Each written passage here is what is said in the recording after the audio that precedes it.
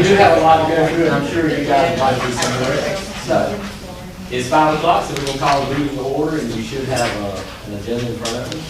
And any changes he's done, I think you're going to say just like it is. So moved. Second. Got a motion and a second to approve the agenda. All in favor, say aye. Aye. Anybody opposed to this agenda? And that carries directly to the school improvement plans. Did you need to say anything before you start? We'll have 10 presentations because we had 4 for the low performing schools a couple weeks ago. And then at the end, there's a school improvement plan that hours, literally hundreds of hours have gone into the last for your approval. We've asked principals to speak for 7 minutes. I have an alarm that'll go off with 5 minutes, so after you hear the alarm, you've got 2 minutes, and then we'll be good to go if we can keep that rolling. So you know where you're at on the agenda, just be ready to follow the next person and move.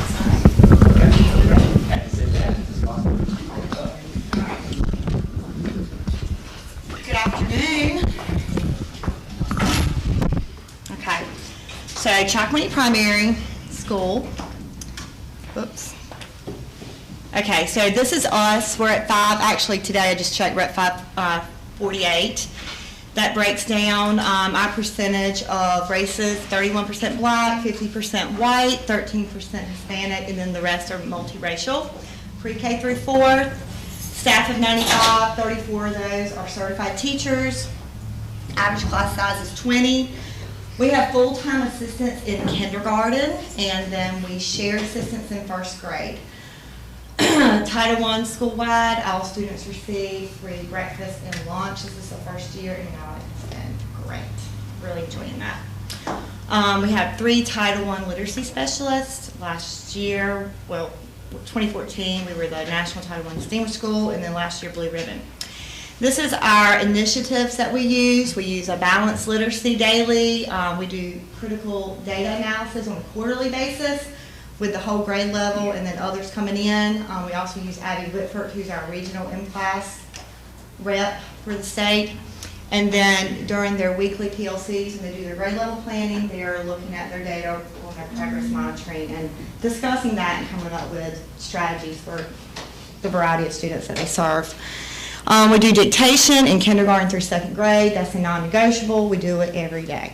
Dictation is applying those phonetic sounds that you're hearing with real word, nonsense words, and making sentences. We've really seen an improvement with that. We've been using it for 6 years. Actually, Nancy Phipps brought it to us when she was first in this county and was located at our school. So she trained our kindergarten teachers, and we took it up. And we've seen a big improvement with writing using that free program. It's free. They plan it weekly.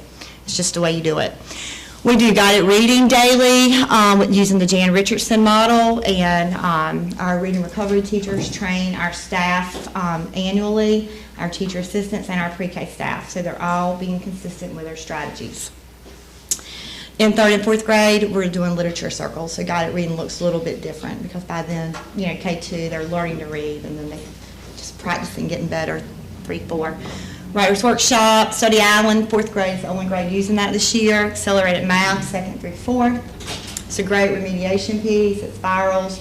It's individualized. I can make Lisa Duke a plan for what she needs, and I can make Mr. Williams a plan for what he needs. So it's very good for individualization.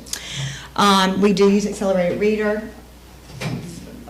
with Fidelity. Everybody does 1st through 4th, and we do have some kindergarten students who are doing Accelerated Reader if they're ready. By Christmas, we have more kindergarten students doing it. They have goals. They have to reach their goals. We celebrate their goals, and every goal is different based on the child's need. We do not have a separate time for children to read at school. This goal is based on 30 minutes of reading at home at night. So practice makes better, and that's our philosophy with that. Lexia Learning, this actually around this time of the year last year we purchased Lexia Learning, so we are coming up on our first whole year having it. It aligns perfectly with in-class data, the reports we can use when we have MTSS or we have data meetings. It goes right along with the same kinds of things that in-class is assessing. Again, a child takes a diagnostic test on the computer, and then it tells us how many minutes that child needs and it's aligned with what they need work in. And pre-K can do that as well. Go Math is the math program we purchased last year with the math adoption, so this is the second year using it. And then Reflex Math is used as needed K through 4th, and that's working on Math Act, basically drills them on that. Interventions, we have reading recovery for first grade, one-on-one. I have 2 of those, so they can start 4 a day. Supplemental groups, they work with second graders and first graders on supplemental groups, like they get the guided reading in the classroom, and then the lowest get pulled out and get a second group. I have 2, they're also the Hill Wrap, they're using we got Hill Wrap years ago, and so they're still using the Hill Wrap that we were trained to do a few years back, and they're doing that with second, third, and fourth graders. We have 2 EC teachers that pull out for resource services, so they're getting their core instruction in the classroom, but then getting pulled out as a double dip to work on their IEP goals. 2 speech teachers and 1 OT. All right, this is our M-class data. This is a composite data, so this is looking at your first time fluency and your door fluency. And start at the bottom. That was 5 minutes, right? Up 2 more. So that's the bottom. 67% were blue at the beginning of the year, and then 83 and then 81. So the colors change, and I think I'll probably get a copy of this. This is TRC. TRC is the text reading comprehension. They have to read and be able to orally retell. Once they get to a level F, they have to be able to write it. That's the piece that gets them, the writing. It's very hard, very developmental. But start at the bottom, BOY, goes up MOY, EOY, and that shows you where we have blue, which is above where you're supposed to be, green is on track, yellow is strategic, and then red is they're a little way below and they need some extra work. And you can look how it gets smaller. This is our EOG results for 3rd grade. Last year, 69% in reading, 81% in math, 76% for 4th grade, and 80% in math for 4th grade, and we met expected growth. And this is our new initiatives. We're using PBIS, and we have implemented this year a matrix, which we did not have before. And it's up in the school, it's up in the rooms. The teachers have taught it, they've taught the routines, the expectations, and we're all using that common language. So we had a planning team, and then we trained everybody the first day, and we've trained the children. We have divided our school into houses. Remember I think I shared with you guys about Ron Clark, how he does the houses. We've done that. We had a sorting day, and all of our children belong to either a red house, a green house, blue house, or black house, and they have names. MTSS, we're working towards that. I think everybody in our county is. It's a state initiative that we've been asked to do. The Ron Clark model. Classroom murals is something we've been working on, making your space somewhere you want to be. You work harder, because you're there most of your days, your time that you're awake. Student engagement, I don't know if you follow us on Instagram, but you can see a lot of the magic moments that are taking place, and I've told y'all about our Instagram page. Today they were going through dinosaur eggs and finding text features. So you never know when you walk into our building what you're going to see or what you're going to find. I think Mr. Williams can tell you that. People dress into the character that they're making that magic moment, and it's really cool. We're working on 4th grade, looking at their EVIS data, because we're meeting growth. But I'm getting nervous about it because we're not exceeding, and we need to exceed growth. So we did have a big EVIS meeting there, and we're working with them with some training on getting a better literacy model and doing some more small group there. And then first Thursdays, our parent night that we started this year, we've had 2. It's the first Thursday of the month, and the parents are invited. We use Title I parent involvement money to feed them dinner, and we preload them for the curriculum that's going to be taught that month. And the big drive on that was math. You always hear them how to teach and help them with the new math strategies that Common Core has given us. So we work on those kinds of things so parents feel comfortable and can ask questions. And it has to be engaging. So far it's been 2 successful nights. Any questions? Any questions, Ms. Hospital? Are you getting good response from your parents? First one was great. And the second one was great. It's just there weren't as many as the first one, so we were kind of, but we just got to stick with it, you know, and talk it up and remind them and call them out, you know. I'm like, tell your friends, this is funny. We make sure we're doing exactly what we're doing with the kids. So, I mean, I'm sure they'll have a nice moment too. I mean, Mr. Terry can speak to it because he comes quite often. You see some I think we great have one of the stuff. crowds, and, I mean, it's just, to me, I'm always surprised at how many, you know, Yeah. take your pizza bingo that you had, we were gone because we were out on a conference. How many showed up for that probably? Oh, How much gym just is get, full. 150, 200 people? Yeah, probably? yeah. So if I could do pizza bingo and put some curriculum into that, I'd be hitting on something. But we'd be there all night. And you didn't give them the pizza. No, No, they have about pizza. But, you know, I don't know, they get them there. That's what it's about. Yeah. Involving parents.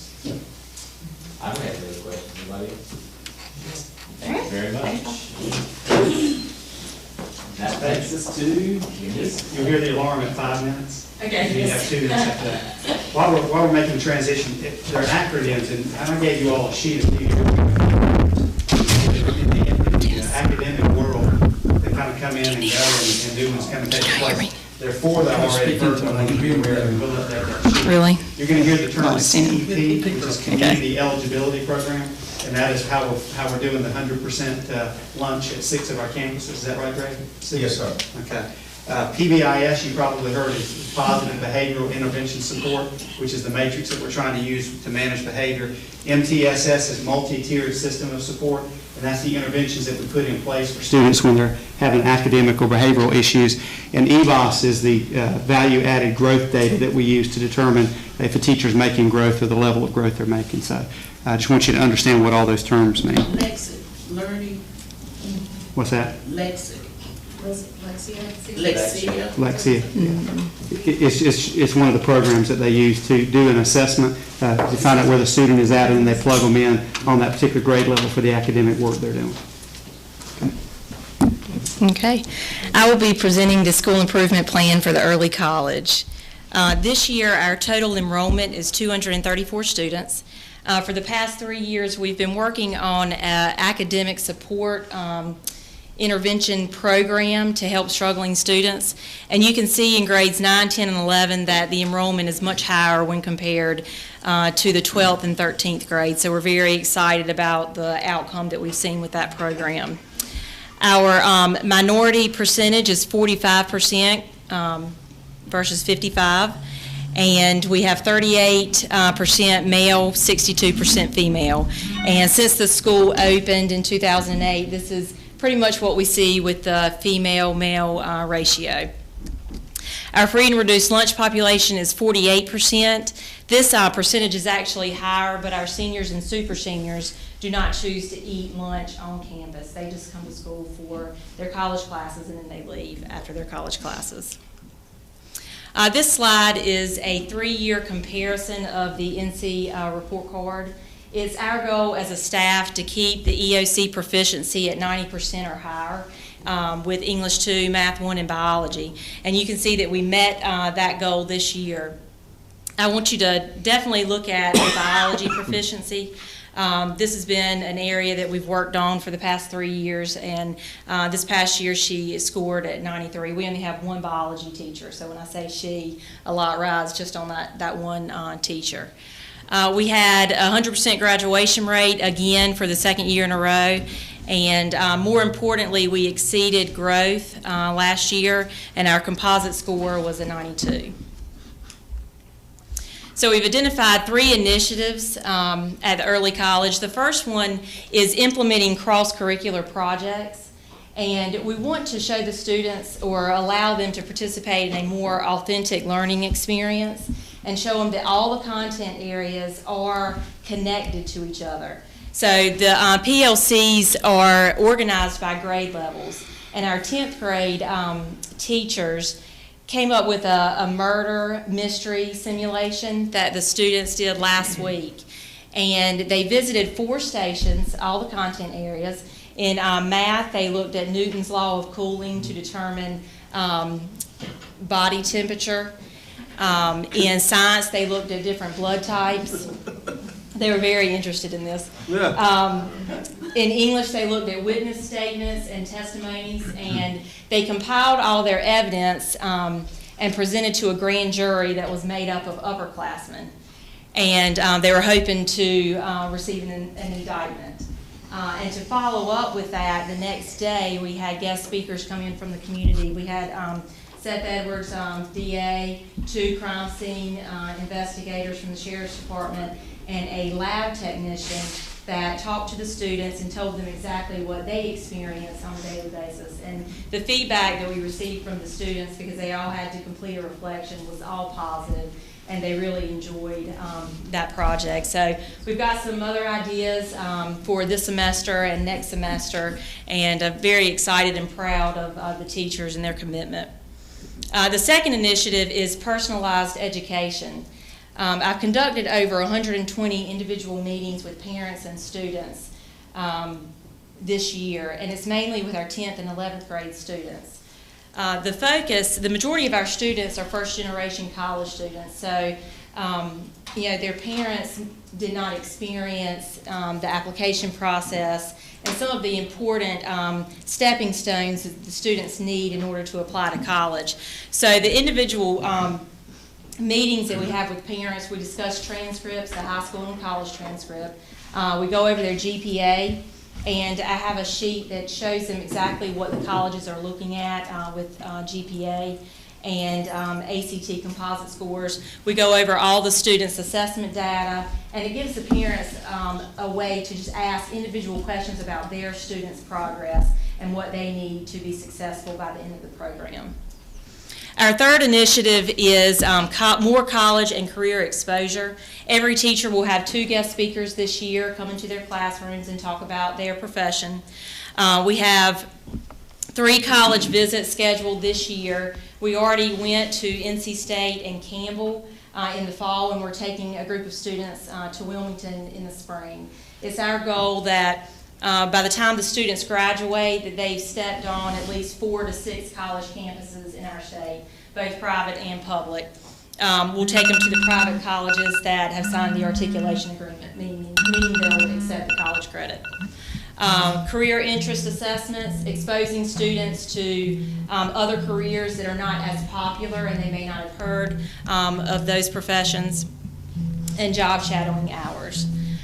Challenges at the early college, we do not have an athletic program, so a lot of the students decide not to apply as 8th graders. I do think that the percentage of our male students would increase if we were able to offer athletics, but this is the #1 reason why students would not apply to the early colleges, because there's not athletics.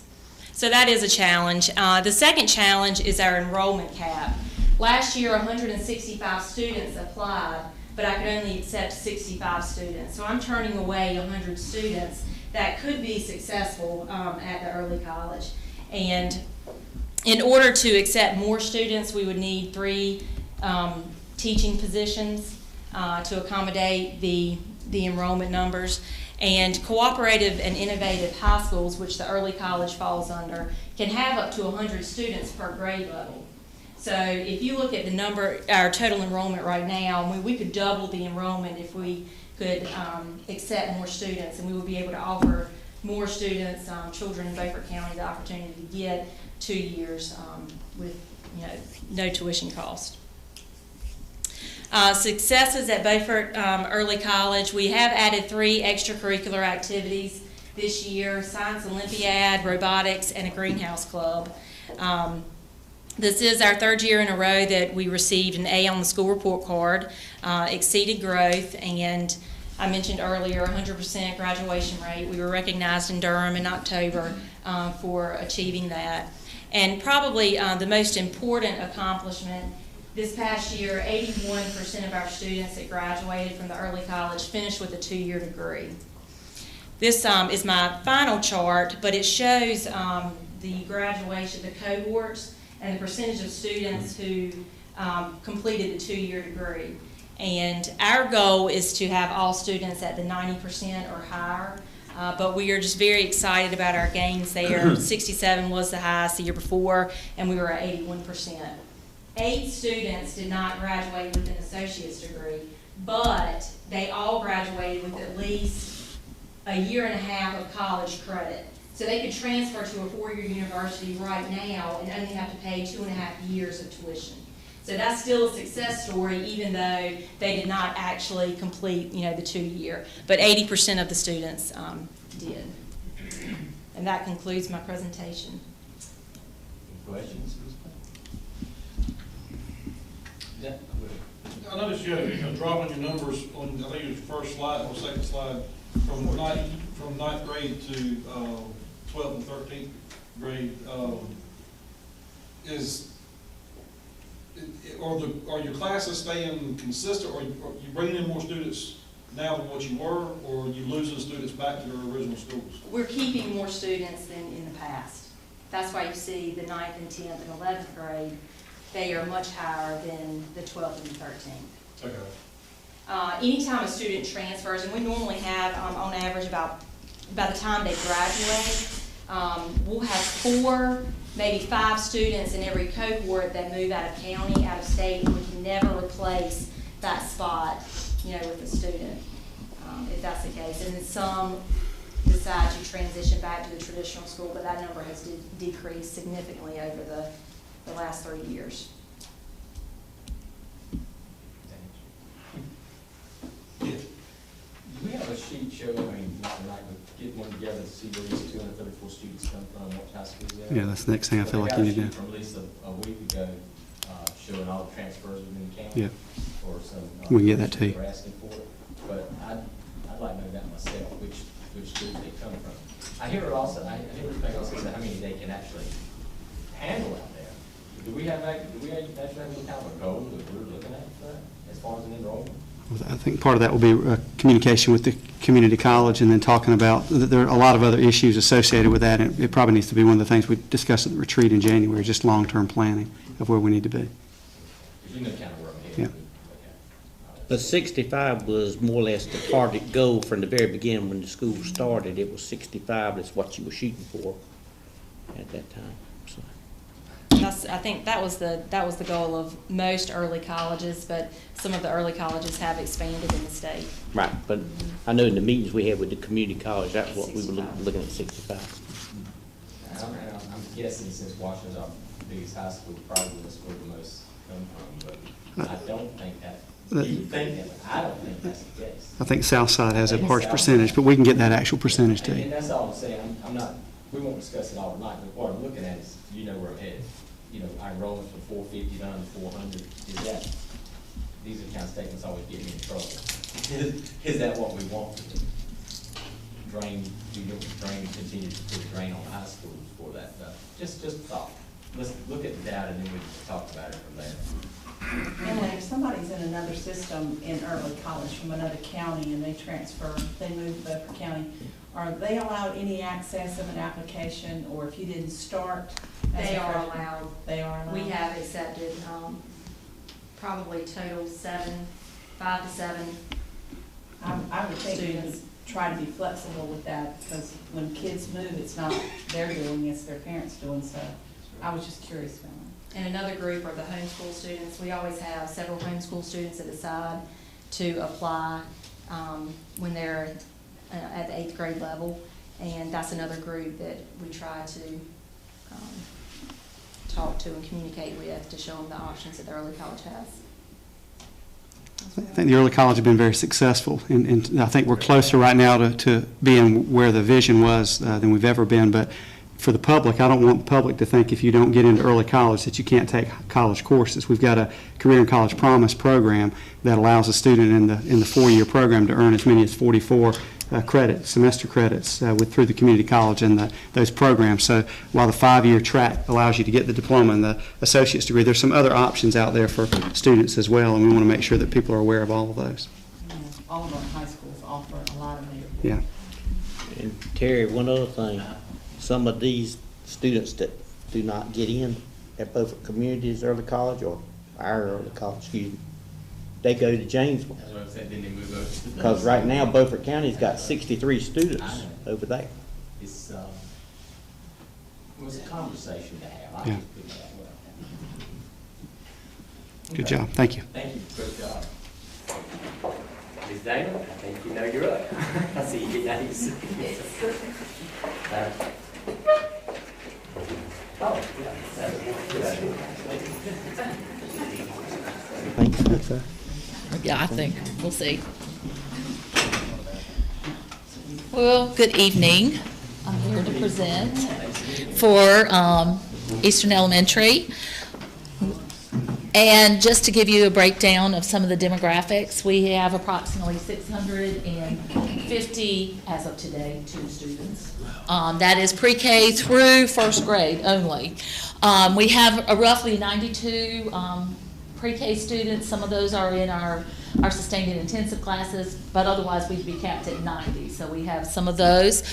We have 276 students, which is about 15 classes with an average of 18 in the class in our kindergarten, 283 in our first grade, and 16 classes, average is 19. Right there. Our makeup, as you can see, I didn't break it down in percentages, but I have those percentages. We have 29% of our student population is white, 42% is black, and 24% is Hispanic, and the remaining percentages make up our multi-Asian and some Native American. I'm not exactly sure how that plays in there, but that's interesting. As Dr. Phipps said, we are a CPE school, CEP school, excuse me. We are part of the community eligibility program, which allows for all of our students to eat free breakfast and lunch. And that means we have an 80+% of free and reduced lunch rate at our school.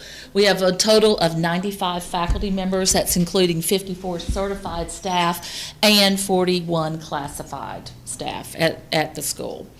When we look at accountability, it's an interesting dynamic for an accountability program at a pre-K1 school because we don't have an EOG, which the state obviously has. That's where they recognize a lot of growth and development, but we also are required to do the M-Class, which is part of the accountability model for EVOS data.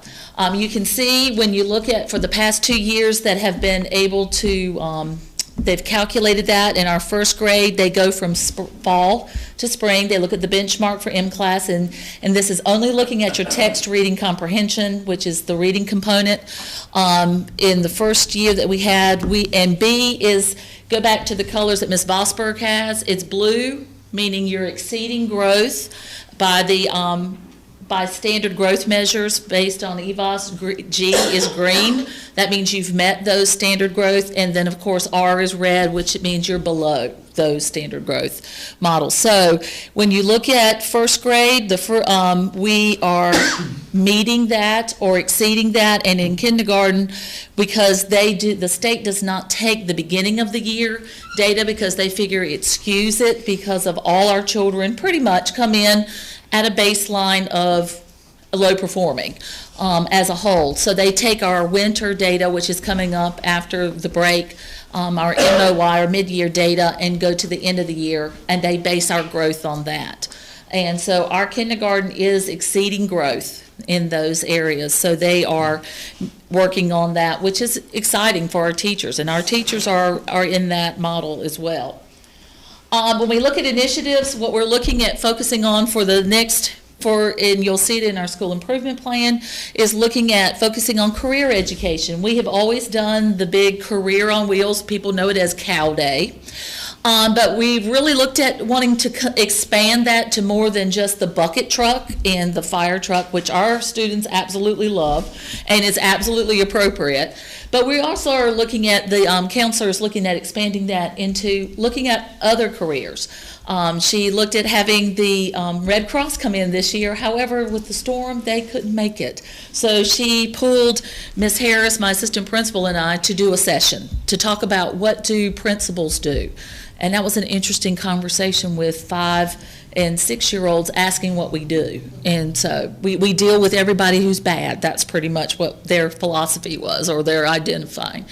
Professional learning communities is working with our teams. The school is set up in pods, I'm sure many of you know, and they are 4-member teams, and they're grade level organized. We have a data meeting teams that we're working with. This year we're working on having a 2-hour block of time to be really dig in deep and have them look at what those focus skills that need to be addressed. In kindergarten, primarily the first half of the year, we look at focusing on those early skills. We call them DIBBLES. That's your first sound fluency. Those are your letter naming. Those are your phoneme segmentation.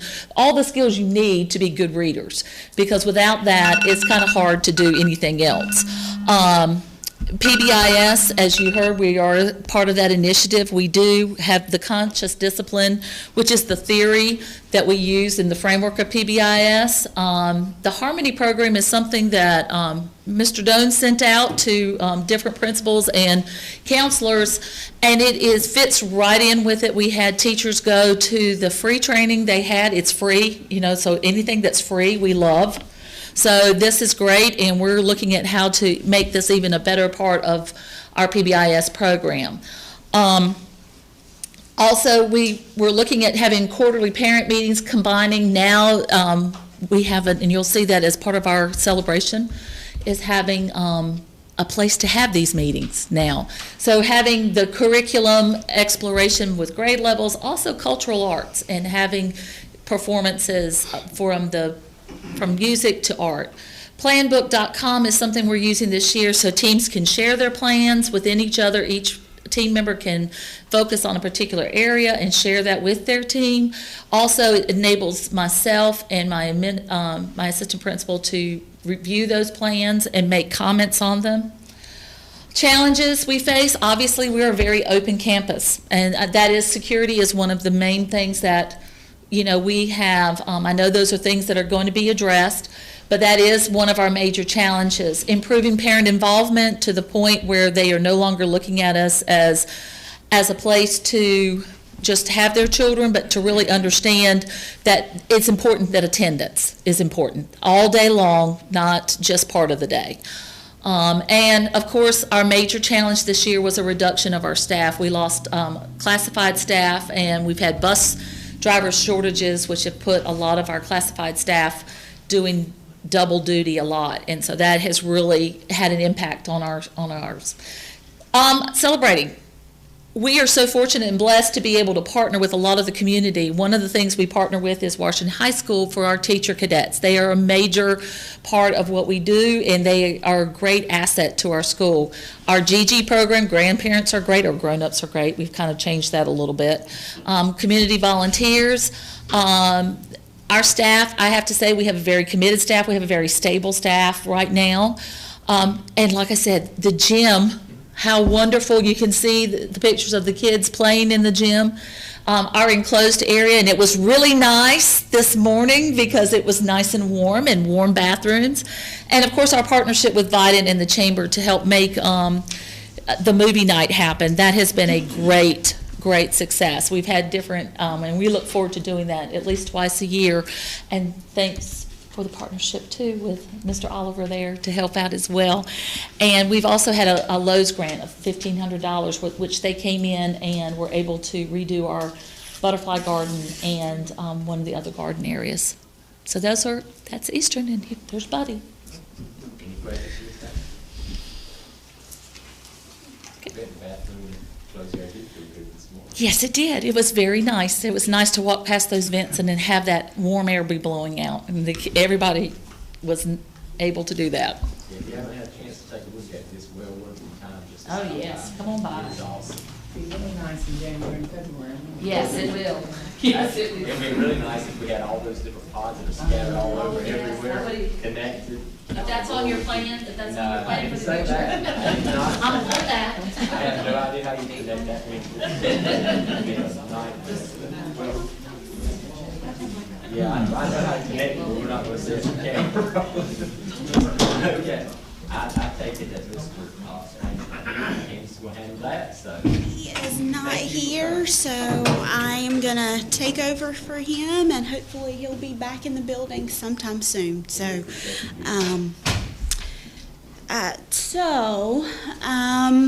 we can start with our profile, which use this. Okay, we have about 585 students at Bath. 85% are white. 8% are Hispanic and 4% multi, and 3% are Black students. Basically, that we do not have a diverse population at Bath, but we look to pull more of that diversity into Bath. We're looking at exposing the students to more things, like through our our career fairs, and some assemblies that we are planning to do in the future.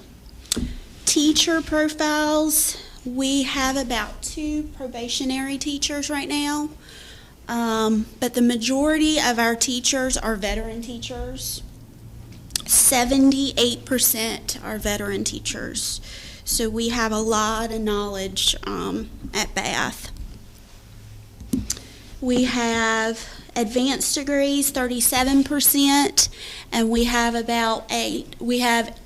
Actually, that's wrong. We have now 9 national board certified teachers.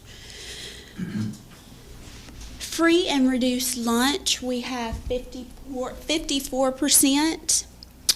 32% is free, and actually 4.2% is reduced, and 63% is they're paid. Okay. Continuity of teaching and learning in K-8 schools. We have, like I said, we have a group of veteran teachers. We have those that are all-star teachers in reading, math, and EC that we pull from for a variety of areas. When we're looking at our data meetings, our PLCs, our MTSS meetings, those are the teachers that we're pulling from. Parental and community support. We are involved with Backpack Pals. We have about 23 families and 37 children that we send backpacks home with each week. And our school and faith-based organizations also, we pull from those resources for our kids during the holidays, during special times of the year, so those students aren't left out. Veterans Day program is a yearly program that we put on. It has started in 1991 and has continued, so that's been over 25 years that we have had our Veterans Day program. Our PTO does a wonderful job in supporting our staff. A lot of the teacher requests are filled. They don't give a dollar amount, but a lot of those are filled. PTO gives to our technology fund each year. They also give to our field trips, so that our drivers are paid.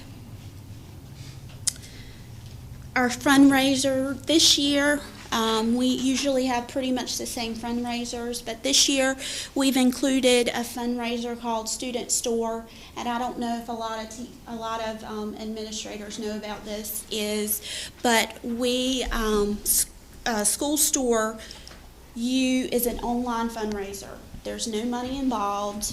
We don't have to take up any money or anything like that.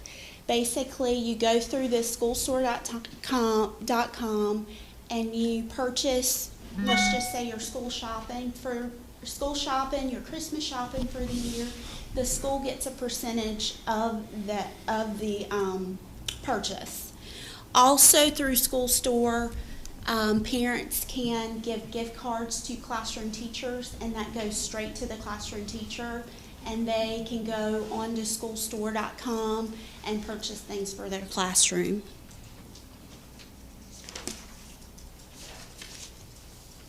Our Booster Club also helps as well for athletics. anything that, make sure that all of their needs are met as well. Bath Elementary School strengths, experienced and stable faculty with staff camaraderie.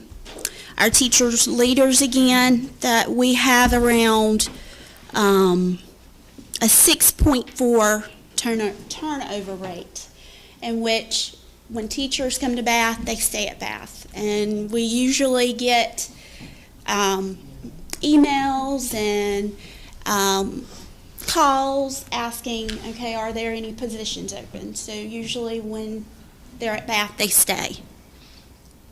We have our Sunshine Committee. We use for teacher appreciation. We use for those families that have death in the family. Communication and collaboration. We make sure that we meet each month during various things for PLCs, for MTSS, for data meetings, to make sure we are communicating and collaborating. 21st century learning tools and skills, authentic learning opportunities. We have our career fair each year. Last year we had the career fair. It was called, the theme was Career Fair on Wheels. So basically we had the dump trucks come out, all of those, the log trucks, all of those type of careers came out for 4-8 and 4 through 8, and so they had a wonderful time during the career fair. This year the focus is going to be K-3, and so 4-8 will not get a chance. So we switch each year for grade levels. We also have field trips, special grade level projects. I know 5th grade, they have a a state project that they do each year, and this year we've added cyber robotics. Also, last year we added the drama club, and we had our first musical called At the Bandstand, and we had our NPR room packed with parent and community support. Also, our culture of caring and civic responsibility. We have our character education. We've had, so far this year, we've had 2 winners that come for responsibility and courage. We have our canned food drive each year, our Toys for Tots, our blood mobile, our community fundraisers, Relay for Life. I know last year we've raised about $5,000 for Relay for Life.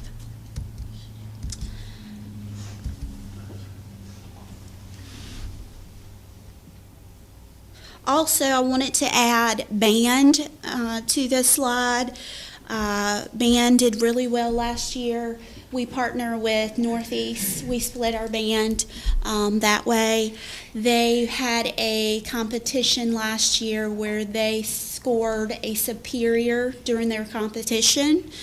So we were so excited for them. And also this year we would like to add a student appreciation day in May, sort of like a field day, but we've never had that before at Bath. So that could be, we wanted to add that for our students. Some challenges that we face, in which everybody understands this, and I'm sure everyone will have this a part of their slide: shrinking human and financial resources. Everybody is going through this right now. We're going to do the best we can, and we're going to meet the needs of our students. So, student safety, our campus accessibility.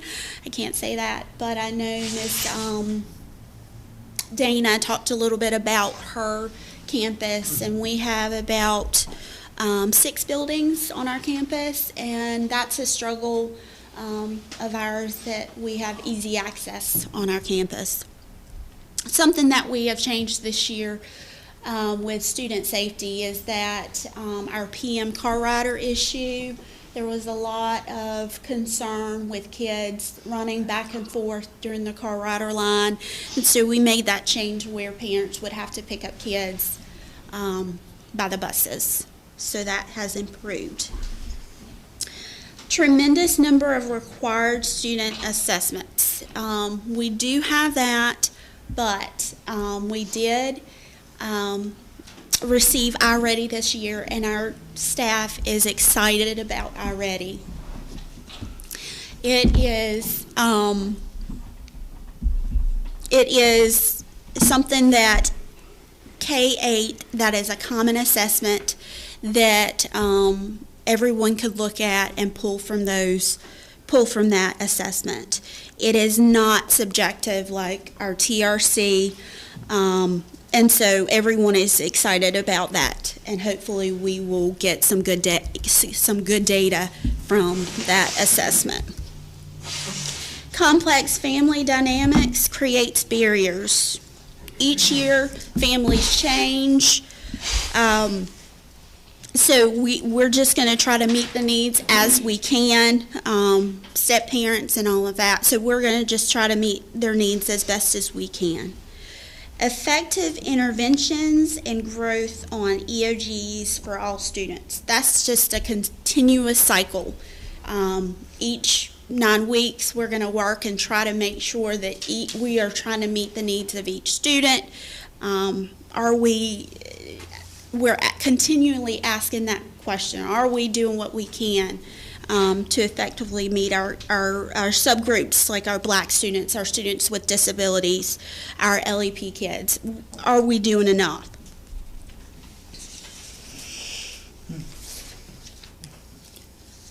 Our celebrations. We met 100% of our 16 AMOs targets for last year to meet the NCLB requirements. We've met growth on our EOGs with a 1% growth index. Our total proficiency continues to improve. BES is above state average. And we continue to focus on technology and making sure that we are getting our Chromebooks each year. So that ends my presentation. I hope I didn't take too long. Any questions?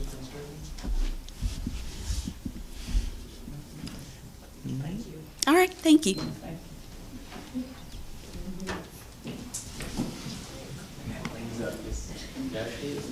How you doing this? Thanks for being here.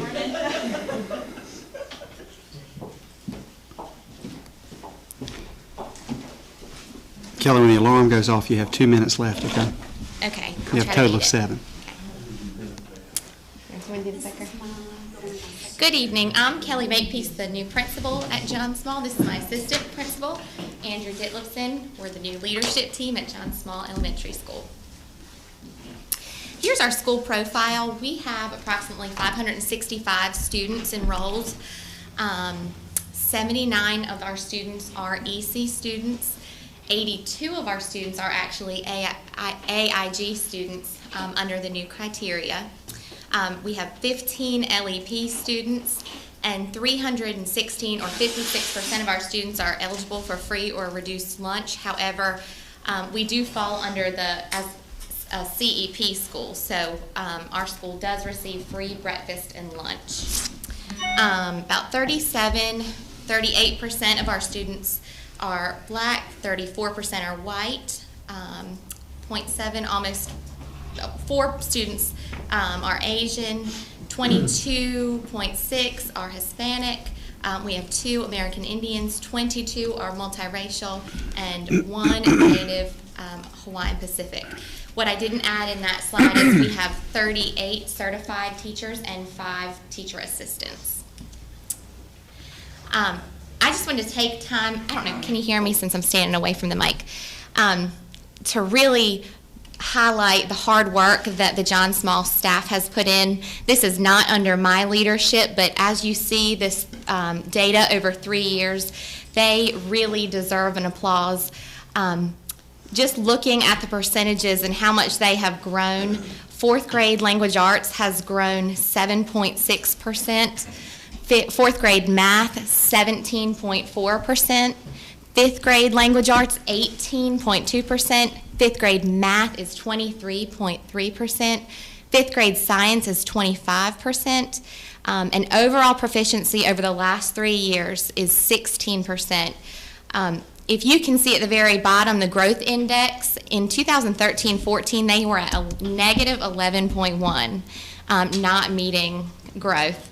In 2014 and 15, they were at negative 5.73, again, not meeting. And last year, they exceeded growth, bringing their total growth index over 3 years positive 12.41. So that is really something that they need to be applauded for, because that is a lot of hard work that they put in. Again, not under my leadership, so I've got a lot of work sustaining that growth and continuing that growth. Looking at our subgroups, we are really trying to close the gap. Our black students are up 19% over 3 years. Hispanics are up 18.3%. Multiracial, and I think this is has to do with the varying numbers over the 3 years, they're up 3.8%. White students are up 17.1%. Our economically disadvantaged are up 22%. Our LEP students are up 9%, and students with disabilities up 15%. Our subgroups are reaching these high levels of achievement through some different initiatives we have.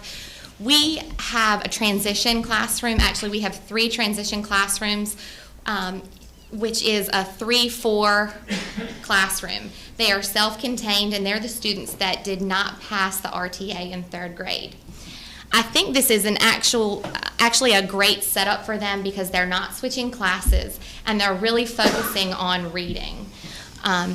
They're getting small group instruction, and the class sizes, where our normal class sizes are about 22 to 25 students, their class sizes are 15 and 16. So they're getting more one-on-one attention with the teacher. We've got Wise Guys, which is for our AIG students. It's a 45-minute class period that they get every single day for our AIG students, and we've got a phenomenal AIG teacher, Miss Bryant. We offer the inclusion model for our EC students, which is a co-teaching model where students are in a regular ed, EC students are in a regular ed classroom with a special ed teacher and a regular ed teacher. We have 3 Hill Rap teachers that pull a total of 72 students every day. And so 72 students on top of their small group instruction in the classroom are getting 45 more minutes of specialized phonic instruction. We also have LEP pullouts. Again, we have an amazing ESL teacher, Ms. Rodman. We offer the Cornerstone After School program that we have partnered with the Cornerstone Church. And this year we also have iReady, which is an individualized software program. It's an adaptive diagnostic, so it really helps students fill in the gaps where they're the weakest. Some of JSS achievements: they met expected growth this year with a 1.31 growth index. We exited low performing status, which everybody was so excited about. Based on growth and proficiency data, we went from D to a C school. We grew in all areas and subgroups, meeting 21 of 21 targets. Our Battle of the Books team placed 3rd in the districts last year. And that brings us to the big question. We're a new team. How do we continue to grow? We have implemented some new things this year. We require weekly planning with the content teams. That is every Wednesday. I told the teachers, do not make appointments on Wednesdays. We are planning on Wednesday afternoons. Mr. D and I go to these planning meetings to ensure that they happen and that they're discussing the content and data. Our teachers give bi-weekly common assessments that they bring the data to these meetings, and they drive their instruction based on the results from these assessments. lesson plans that are focused on research-based curriculum and data-driven and posted each week to the share drive. We have monthly committee, department, and grade level meetings. Monthly countywide professional development, which my teachers have really enjoyed. They enjoyed it last year. They feel a lot of their success came from the PD provided from the county. We also have DPI and county instructional coach support that are in our schools, and they're constantly helping us.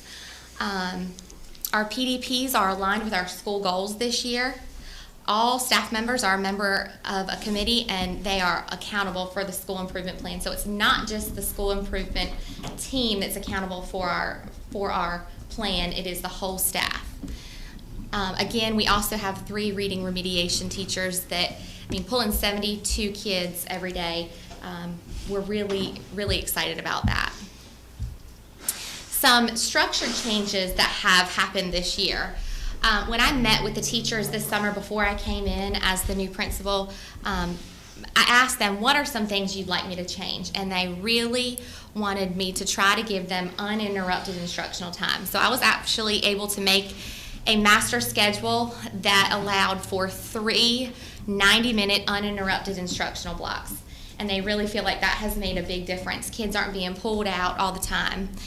They're not broken up to go to specials. I've also been able to give them a 45-minute enrichment or remediation block. During this time, this is when LEP kids are pulled, AIG kids are pulled, Hill Rap kids are pulled. It's a time that any pullouts happen, so they're not pulled from any core subject. And also, teachers are assigned to teach only one core subject this year, allowing for mastery of content and allowing them to focus on one subject. We're asking teachers to do more and more, and by allowing them to focus on one subject really allows for them to be masters and the experts in that area. Some new initiatives at John Small. We have adopted Engage New York math curriculum, and I really I invite you all to come out and just come see a math class. It is a new way of teaching. When I walk into a math class, I end up staying for the whole 90 minutes. I want to learn math all over again. It is high-paced, it's high engagement, and I would love to see you guys out just to see what's happening in math. We have small guided reading group instruction that is just starting. PBIS is one of our new initiatives.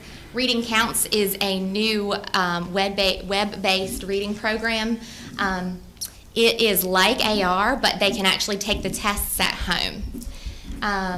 Again, we have iReady, we have a STEM task team, we have standard lesson plan template, and small group sessions to address social issues. We call that Peacemakers, and that's run by our guidance counselor and our ISS teacher. And this is just, I'll let Mr. D talk about PBIS. I know I'm running out of time, so I'm talking really fast, but go ahead. PBIS, in case you didn't know, is our framework for dealing with student behavior.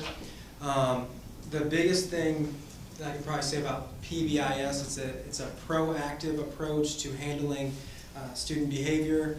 One thing that Mrs. Makepeace and I both agree on is that good instruction goes hand in hand with good classroom management and dealing with student behavior. We're not exactly starting from scratch with PBIS at John Small this year.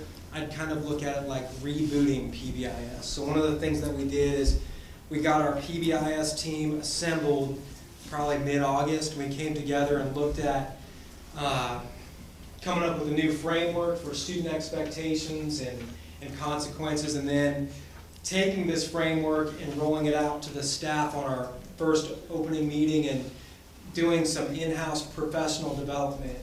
The in-house professional development on classroom management and dealing with student behavior has been an ongoing thing as well, that at every staff meeting we're talking about it, and instead of having it as something that we deal with or talk about at the beginning of the year, it's always at the forefront of our conversations in grade level meetings, staff meetings. What else can I say? We're also getting some I should call it like incentives or positive kind of, I don't know, The what's teachers are enjoying it because we're rewarding their hard work. So, okay, so with PBIS, another piece of the puzzle is acknowledging the positive behavior. We're not just doing that with students, we're doing that with the staff as well, which has been pretty fun too. I know we're running out of time. Yeah. Some clubs and initiatives, we have Yearbook Club for the kids, Math Club, Lego Robotics, Battle of the Books, Chorus, Right Flight, and the After School program. Challenges at John Small. I did not put, what I want to talk about first is I did not put this up here because I did not want to take away from any of the hardworking staff that I have, but we lost 12 teachers last year. 6 moved to different schools, some retired, some moved to leadership positions. So I brought in 11 new teachers. So that is a lot of teachers to kind of get on board and teach learning the new curriculum. None of them are brand new teachers, but it's new curriculum for them. They're phenomenal teachers, but this is a year that they're learning the new curriculum. Other challenges are outdated instructional resources. I've had to spend $10,000 in leveled readers, $3,500 just so I can have some social studies resources, $3,500 on the reading counts, $10,000 on the iReady instructional program. That was what John Small had to pay, $10,000 that I took as a textbook waiver just for to support the needs of the new Engage New York math curriculum. Also technology, we haven't had a budget to replace or repair technology. Our smart boards are old and the light bulbs are blowing and the bulbs are $350. The laptops are old themselves. They're at 2 hours max. They can run for about 2 hours max, and then we got to plug them in. And then there were old computers that they pulled out, and so that ended up leaving our classrooms with 2 to 3 computers apiece. Community partnerships, we've got Cornerstone Worship Center, Eagle Wings with Backpack Pals, and Bright Futures Committee has been wonderful to us. And sorry, I talk so fast at the end, but I know you guys are sick of seeing me. And then I added this at the end because we have an extremely caring and passionate staff. And this is what one of the staff members made. This is what you'll see when you walk into our front office. When you enter this loving school, consider yourself one of the special members of an extraordinary family. And that's what we really try to do is build our community and extend the culture in our school. Any questions?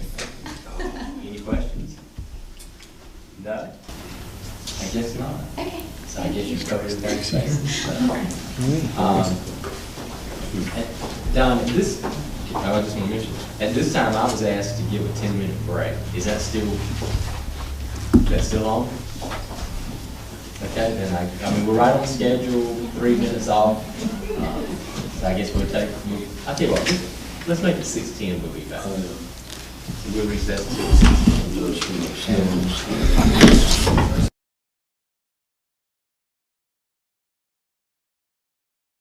Well, we're good. We're back in session. She's back in session. And you're up. All right. All right. Good evening. Tracy Nixon, Principal of P.S. Jones. I'm going to start with my demographics. I have 772 students. That's way down. When I started P.S. Jones 17 years ago, we were at 1,100. So as you can tell, that number's dropped. I've got 270 in my 6th, 250 in my 7th, and 252 in my 8th. Race is 41% white, Hispanic 18%, black 38%, and multi 3%. I'm up to 72% on free and reduced lunch. That's up from last year from 68%. When you look at my testing data, we had growth in proficiency all across the board with the exception of 7th grade math. We went down this year, but you can see the reading and math went up in all grade levels. The only one we're struggling with proficiency is math, 7th grade. That went down. We had a new team, first-year teacher, some changes. 2 teachers were out. They had some deaths in the family, but I expect that number to go up this year. 8th grade science came up as well, and math 1 was at 90.9%, and overall growth, we exceeded growth. The challenges we face at P.S. Jones is the teacher retention. Retaining highly qualified teachers is becoming more and more difficult. The candidates just aren't out there. At the end of last school year, we lost a total of 10 teachers, 1 nurse, and 2 administrators. 4 people retired, 2 left Beaufort County for Pitt County because they paid more money. 1 left for Hyde County because it was closer to home. She lives in Pantigga. 2 moved out of state. 1 moved to a principal position, and 1 assistant principal position transferred to CMS, and 1 teacher is a principal fellow candidate. And then our school nurse moved to Rocky Mount to be closer to her mom. That was a lot of positions to fill, less than last year, but it was still a lot to fill. And I feel like we need some more incentives to keep teachers employed with Beaufort County Schools. Class size, P.S. Jones lost 3 positions, social studies, science, and 8th grade math, and I want to clarify that we lost the positions because of the numbers. The state says you have to have a certain amount because our numbers decreased. We lost those 3 positions. The problem with that is I know the state says we don't need them because of the numbers, but it did raise our class size tremendously in those particular classes. I'd like to have those positions back, but I know that it's based off state funding, and I know that. But if you look at my discipline data, that's where I'm having a lot of issues, just based on numbers. When you put kids 30 plus in a class, that's what happens. Lack of resources.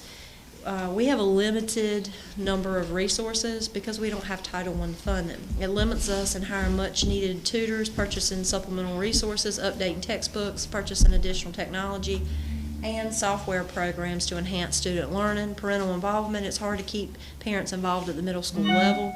We're constantly creating ways to communicate and seek input from our parents. We need our parents to join and assist us in their child's education. Part of that, I think, has a lot to do with there's 5 transitions in Washington, and we're the 4th stop, and they're just tired. They're tired, and they look at middle schoolers as we're going to let them do their own thing, which is not really how to look at that. Again, we'd like to have Title I funding. That would help us bring some parents out. If you feed them, they will come. Our greatest accomplishments at P.S. Jones is we exceeded growth overall as a school. We were only one of 3 schools that grew. We have 3.84 growth. We grew in all subject areas with the exception of 7th grade math. Nigel Pope was nominated for the Victor Bell Scholarship. Brayton Davenport was nominated and won a $1,000 scholarship to UNCG Science and Art Technology Camp. Bryce Ingram was nominated for the Carson Scholarship, and the Battle of the Books came in 1st place for the district and 2nd place for the regions. There were 129 students inducted into the National Junior Honor Society, 99 7th graders and 30 8th graders. There are a total of 99 members overall. This year our numbers are increasing. I just took a look at them, and it looked like they were going to be close to 300. Some of that has to do with the grading scale change, but it's still a large number. There were 88 presidential awards for academic excellence, and there were 17 7th graders who qualified for TIP, and 6 of them took the SAT. All right, our non-academic achievements. PBI state recognition, we won the Green Ribbon Award. We're the only Beaufort County school to receive this award. There were 61 8th grade students, 5 teachers, and 7 parents who traveled to Washington, D.C. for our 8th grade tour to D.C., the nation's capital, and learn about important historical events. That's a really good trip. I attended. The students had a blast. P.S. Jones newsletter, created and placed online for students and parents. We do that every 9 weeks to keep them informed of the school events and achievements. Wow. 116 student nominations for character educations, 10 students nominated by our school counselors to participate in the National Youth Conference. And P.S. Jones digital art and STEM classrooms are fully up and running. Builders Club, it's a middle school version of Kiwanis Club, is up and running. We're involved in a lot of things: lobster sales, canned food drive for Eagle Wings, Rue's House, and Christmas Parade. And we visit the Ridgewood Nursing Home, and we volunteer at Eagle Wings. Academic achievement, these are just some pictures, Washington, D.C., and student leadership. Our discipline data, if you look at PBIS, we're trying to reduce the numbers. This is working. In the past 3 years, ISS has decreased by 35% and OSS has decreased by 21%. New initiatives, we're doing Engage New York across the grade levels for math. All math teachers and students will be utilizing this new curriculum material to help increase test scores and provide more rigor and challenge in the math classrooms. We've added an additional coach for volleyball. We have enough for A team and B team. We've added an additional coach for cross country to have a boys and girls team. The running club is for 6th graders because they can't compete. Weekly subject planning PLCs, track student data, analyze testing scores, and drive instruction. The concession stand is up and running, looks great. Sidewalks were constructed in the carpool lane so nobody can get their feetsies dirty anymore or wet. The STEM Task Force, Ms. Whitehead and Ms. D are working with all P.S. Jones science teachers to implement learning baskets to engage regular students in science learning. And we've implemented a literacy program for low-level readers. We're partnering with the community, One School, One Books, in its final year. We don't have to collect any more money. Oh, oops, go back, sorry. Relay for Life, we had the largest staff participation. We were awarded first place for campsite, and we raised $2,500. Eagle Wings Food Pantry, Builders Club assists with that. We had 80 members who assist with charitable work and contributions throughout the community. We have Cornerstone Worship Center. We offer that after school, Monday through Thursday. We have 45 this year, and we're working with students on iReady to improve math and reading scores. Backpack Pals, we partner with Eagle Wings and provide that every week. Christmas Village Toy Store, we participate by inviting 10 of our lower income families to purchase holiday items at 80% off. Bright Futures meets once a month, great program. We've done a Men of Success. We also initiated a Women of Success, which was partnered with St. Peter's. BB Chapel provides book bags and school supplies throughout the year, and Warish Chapel provides snacks and student supplies. Beaufort Community College, 8th grade tours offered to our students, and we're also doing STEM with Al Powell. And Career Day at November 18th was wonderful. We had over 42 guest speakers and presenters. Okay, thank you for listening. Any questions? Anyone have any questions? I try to go really fast. Yeah, everybody quiet. I have a question. Okay. It's in your professional opinion, and if you could change, add, or take away one thing at your school that you think would have a major impact, what do you think that would be? Change, add, or take away. Something that you wish you didn't have to do, something you wish you could do, curriculum, staff, what do you think would have a greater impact? I have lots on one.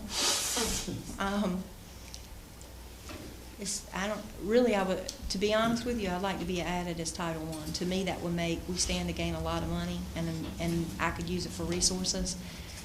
It would change our world if we had that. We've had it before. I know it's a lot of work, but we just don't have any resources and programs because we're not Title I. We don't have any money to purchase those things. And I know the money needs to be spent in the lower levels, but it would be nice if the middle school had it too. I mean, we don't, when you send out things about what programs are we going to take away, we don't have any to take away. And so I'd like to be Title I to get some of those funds to purchase materials and have it coaches.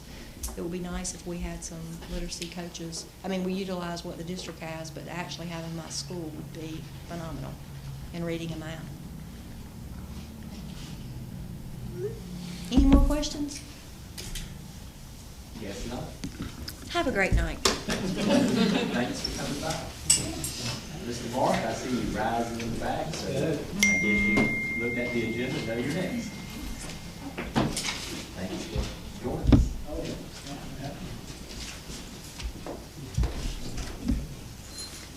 And I'll put me on a stopwatch up there. Have it going. All right.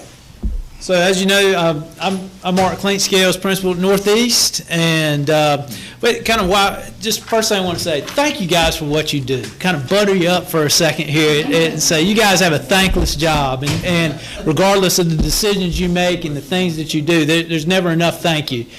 So I appreciate what you do if nobody else does. How about that? All right, so here's our demographics. It didn't work. Oh, I tried. 485 kids, and we're very similar to P.S. Jones in that we're losing kids, and it's simple math, and I'll mention it a couple times in here. If you look at kindergarten at 48, first grade at 46, second grade at 47. So those are our three incoming groups. The exiting groups that I sent to Mr. Clark were in the 60s. So you're talking about 61, 62, 63. So you're almost losing between 15 and 20 kids a year the last 3 years. And the impact that that's had, especially at the teacher level with staff. We've lost staff not only as TAs, but in the classroom. And that's a big impact of what we have. You can see that after this year, when this next 8th grade group leaves at 56, we'll kind of maybe level off for a couple years, and hopefully that'll hold us where we are. Demographically, we're 51% white, 27% black, 18% Hispanic. It's always kind of interesting to look at that number when somebody just asks you right off the top of the bat, what are you looking at? What are your demographics at your school? So those are the numbers we see. Free and reduced lunch, we're 75%. So kind of wrapping your brain around that, that's only 1 out of every 4 kids that walks through the door does not qualify for free and reduced lunch. We have 5 nationally board certified teachers. We lost 1 with retirement. So those are the quick ones.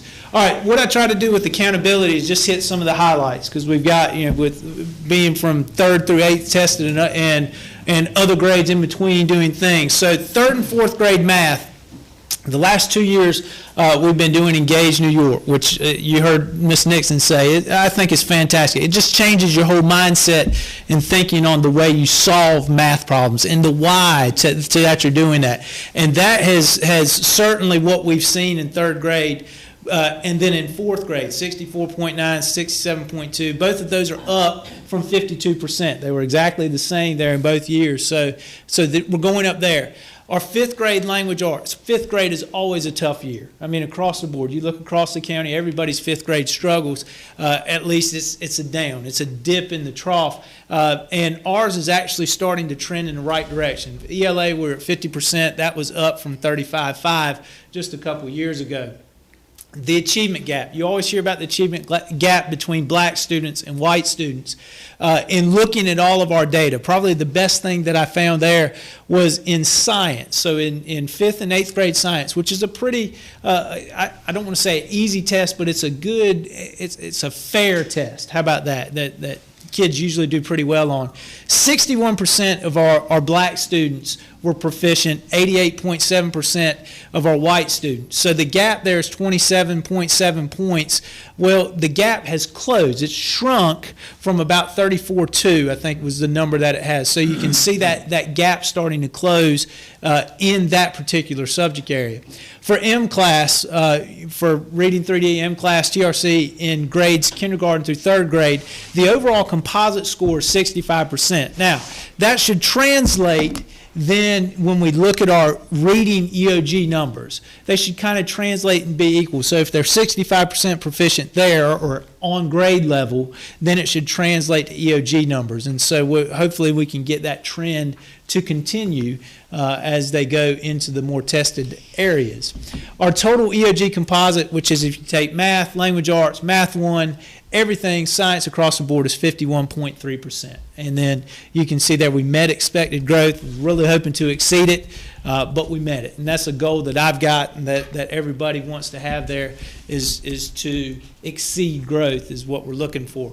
All right, so initiatives, things that we're working on. So I tried to break this into academic and then community and then discipline. So the focus on literacy. We did have a slight drop in our literacy proficiency numbers. So what we're trying to do, and this is on a lot of PDP goals for teachers, is to work on a school-wide literacy case study. We're using Jennifer Saravallo's book, the Reading Strategies book, and every teacher is going to select an individual student, whether it's somebody they teach or somebody that they relate to, and then they use the book to find a strategy that they're looking to do.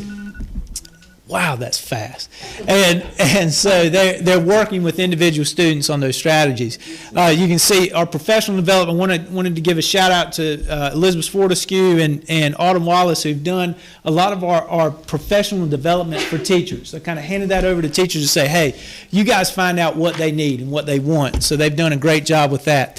PLCs continue using the common pacing guides, common assessments that we're looking at for like subjects and grades, using iReady. I like iReady. I like the diagnostic piece. I like the data that you get for both reading and math, and then continuing to look at growth on both levels. At the community level, what we're trying to do, continue to work with Bright Futures, and we're trying to really kind of streamline it to get 3 things out of it. Community partnerships for grade levels. Get somebody in the community, whether it's a church or community member involved. We want to meet individual student needs. When we meet next week, we're going to look at particular Christmas needs now before Christmas. And then unfinished business from last year, in particular, an ESL class that Liz Shinohara had started with the community college to do parents to have an ESL class at night, to have them come in and do that. MTSS and PBIS are kind of the discipline things that we put in. PBIS is very positive, more so teaching what to do instead of teaching kids what not to do, and then meeting the social skills. All right, so challenges. Elementary mental health issues. This is just what we spend a lot of our time on. There's some kids that have some pretty significant needs, and we're trying to do the delicate balance of meeting their needs and then looking at what they need to be academically proficient. And it's so hard because those behaviors get in the way. I mean, you're dealing with behaviors that we're just not equipped to deal with. So we have to balance their needs, but we have to keep everybody safe in the building is what we're working with. We talked about the decrease in enrollment. Staff morale, you've heard about it. When you lose teachers, you lose positions, TAs, it increases the number of kids in the classroom. It makes it difficult academically and also behaviorally when you're looking at that. And then with PBIS, one of the things with discipline is you're trying to teach what to do, and a lot of times you have limited options on what to do if they get in trouble. So trying to get buy-in to all of that. This is the matrix that we use with PBIS, and it talks about as far as ROAR being the acronym for being responsible, being organized, being accountable, and then being respectful. And then across the top is what we expect them, what we're teaching them to do in each of those different locations. So again, we're trying to continue to get our students to grow across the board. I think we've got one of the most caring staff and communities around. The school leadership team, the SIT team that's been doing a lot of work for us, Dana Baker and Paula Sherman, have done amazing jobs, and they're guiding so much of our decisions that we're making here. And I feel like we're the best kept secret around. You ride down 20 whatever miles, 22 miles down the road, and you're going to find something special. So there you are. Well, with that being said, any questions for Mark? I don't know what's wrong with you. I thought I always had questions. It's a pretty quiet group. You know where to find me. I think They're they just covered coming, everything. they're coming very prepared, so. There you go. If you ever need something, let me know. Thank you, Mark. Appreciate it a whole lot. Now look who we Mr. got. Carter. Yes. Joe's about to pick up. I made you look good. Oh, you're right. Welcome, ladies. Just in time.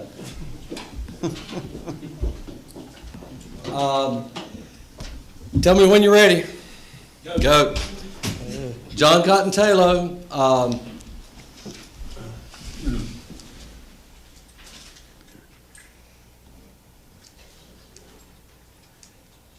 Here we go. Come on here, Lisa. All right. Burning up his time there. All right, demographics right here, 549. Everybody stood up before you and said their numbers are decreasing. Ours are as well. You can look at the demographics as far as the racial makeup. We're down to 30% white, lower than that in second grade. Black 43, Hispanic. I tell you each time I come, in 99, that school had 1% Hispanic. Now we have 23% Hispanic, 4% multiracial, 100% with the free and reduced lunch. I want to point out we have 13% of our students receiving EC services. Students with limited English proficient is 20% of those students.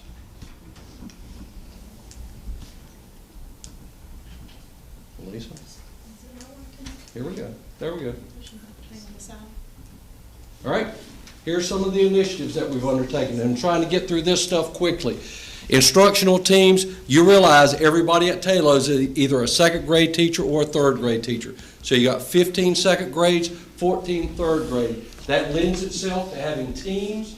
Those teams prepare for everybody in the school, and therefore we save everything, put it on a drive, so everybody has opportunity to look at that stuff. The PBIS has been mentioned, MTSS is mentioned, communication with parents, we try to send stuff home weekly. And we've got an informal walkthrough thing. Here's the power hour. I introduced that to you last year. And I explained during the power hour that we pull out every kid in a team.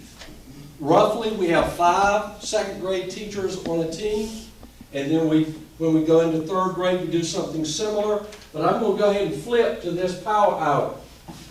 And there's a power hour that works its way yellow 5 times, 6 times a day. And during that power hour, if 5 of you board members were a team, at that particular power hour, everybody in your class that received ESL, which was the English as second language, gets up, goes to that teacher. Every EC kid goes to that. Every kid who's a struggling reader goes to those 2 teachers. Everybody who's an advanced kid goes to that AG class. So in essence, out of those 100 kids, 50 of them are in an alternate site, and that leaves 50 for those 5 teachers to work in small groups with kids that are very similar to each other kids sitting in that classroom. So that's power hour. Well, you always, when you come about doing something like this, you want to know, has it been successful? Well, here's I would like to think our proof. Once again, Taylor's had a pretty good history of exceeding expected growth each year with our testing program. Here's one of the other things that we'll talk about. Once I mentioned about everybody being in the same group planning, and then it's placed on a Google Drive so everybody has access.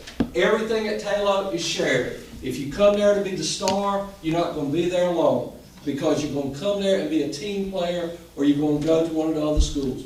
We're not looking for, Hollywood movie stars. We're looking for people to come in there and work as a team and be something. Here's some of the test scores. This is the ESL program. That's where these Hispanic kids come. They don't have the proficiency skills to work the way we would like them, so we get them into that class with that teacher an hour a day. When I introduced Power Hour to you, remember I came to you and I said those kids had a limited number of minutes before we went to Power Hour. Every one of those kids, every day in that class. Did it work? Look here and see. Second grade, the goal was 60% of those kids would show growth. Well, here's the performance. Second grade, 73% of those kids showed growth. In third grade, 91% of those Hispanic kids showed growth. When you look at goal 2, you want those kids to exit the program so they no longer need that service. You've got 50% of them exiting in second grade. By the time they get to third grade, 80% of those kids are exiting the program. It's actually a little more than 88. If you were 44 over 54, it's a little more than 80. That can't be right. Here's EOG goal 3. Reading. In this ESL, once again, 69% of those kids passed in reading and math. So, what does that mean? Well, that means that that woman who is doing that program, she gets recognized at the state level and is asked to go to the state conference and explain what she's been doing. And you know who gets the credit? Not me. Greg Singleton gets the credit for that. That's a joke.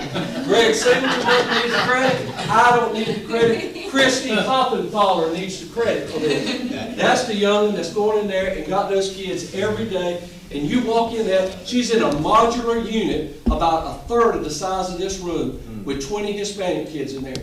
And she has them at 3 different stations, and every one of them are working just as hard as they can work. Well, that's who's being recognized there, the ESL teacher. I remember I told you that we had 13% of the kids that are EC at our school.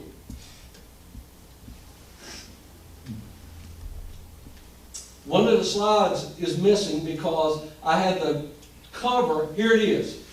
This is one of the EC teachers. She's been asked to go to the state conference and present on behaviors. And if we don't have some challenging behaviors, you folks need to come to Taylor tomorrow and see some challenging behaviors. This young one is working on her master's degree in behavioral and autism.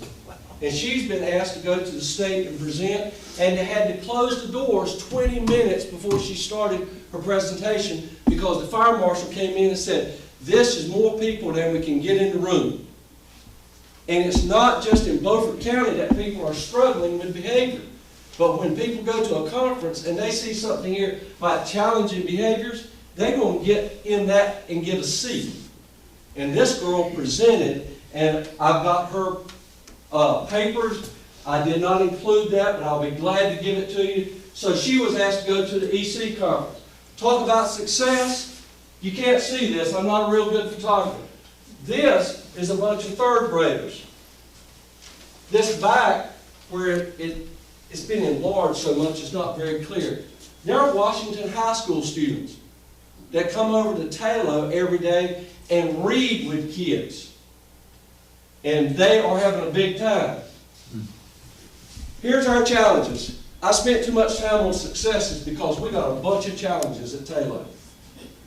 We've got declining enrollment, decreased instructional support, high amount of assessments. I didn't bring that slide this year. Dr. Phipps got on me last time. If you remember, when I had that picture of my desk with all the assessments on it, that's how much is required of the third grade teachers to assess these kids. He's working on that at state level. Sharing students. I have kids sitting in the hallway at 4 o'clock sometimes waiting for buses to get there. We need to improve the transportation. And Jerry Wynn had a plan to do that. Here's the title of the night: Increase Students with Mental Health Concerns. Here's your demographics. Here's your change in populations in the school. This is the summer when I had 3 classes spread out on the conference table going over.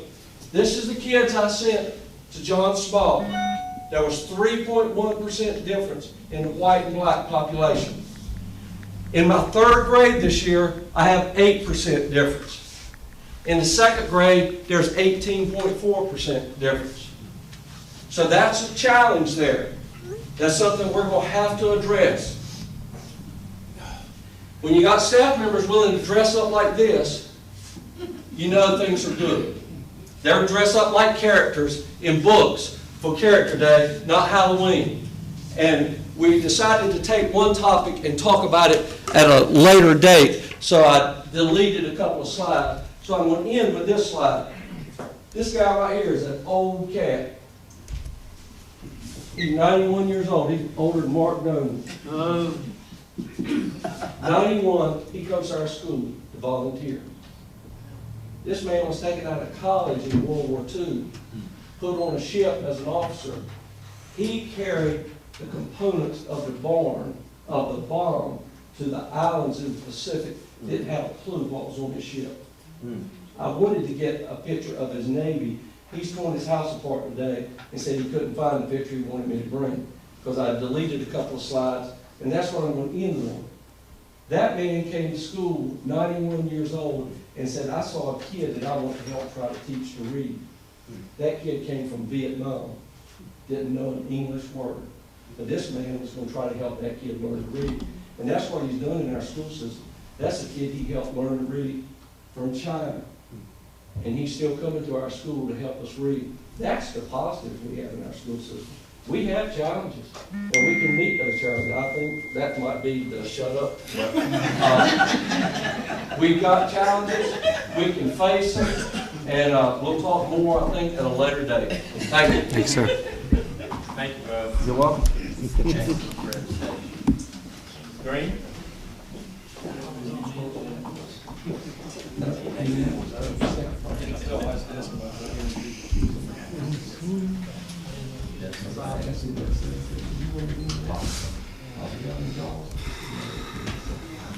Okay, I'm going to try to go through as quickly as I can. Obviously, you have been waiting a long time for the end of this session, and I just want to go through very quickly and just give you a little rundown of our demographics.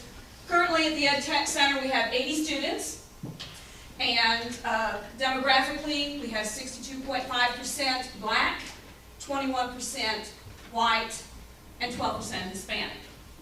I did not include the male-female. I forgot to do that, so I will just say that to you. We have 52 male students, which is 65% of our population, and we have 28 female, 35%. And now as you look down the grade levels, I started with grade 12 and went downward, you can see that the concentration of students are, of course, in grades 10, 11, and 12. Pretty much balanced through those 3 grade levels. Grade 9, just 5. Middle school, we have 5 students altogether, 3 at 8th grade, 1 at 7th grade, and 1 at 6th grade. Staff members. We have 1 teacher per subject area at the high school level.